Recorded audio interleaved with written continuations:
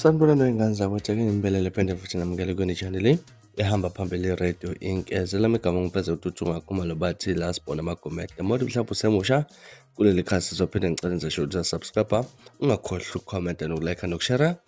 Okuyikhona okukhulu kunakho konke wey'ngane zakwethu, umculo amaskando menzi ugile esibuka laphana wenze buka ey'nkundleni zokuxhumana mayelana-ke nevidiyo athe ukuyifaka laphana enkundleni yokuxhumana ku-Facebook la kade izixabulela khona isiginci eshaya nje amazwibele ezingoma ezizoba khona laphana kwi-album yakhe ezizoba khona kulo nyaka-ke lona esibheke kuwona-ke. Kule ngoma emnandi impela ethinta abantu abaningi mangabe kade exabula isiginci laphana ethi uyazenzisa laphana-ke ey'ngane zakwethu imnandi kakhulu le ngoma, ngizwanda kakhulu zokudedelela nye ingoma mhlawumbe ngicabanga ukuthi abantu abaningi bahle bayilindele kwi-album ezophuma unyaka ka-2025 ikamenzi-ke laphana insizwa phansi emnambethi. Uzokhumbula ukuthi-ke njengoba umenze khona kunomcimbi ozoba khona nanokuthi-ke ilaphana imenzi homecoming la abantu khona kumele baphume ngobuningi bokweseka-ke lo mcimbi ikamenzi ingane zakwethu. Nansi ividiyo ingane zakwethu ngande kakhulu uzwele laphana imenzi ingoma kamenzi laphana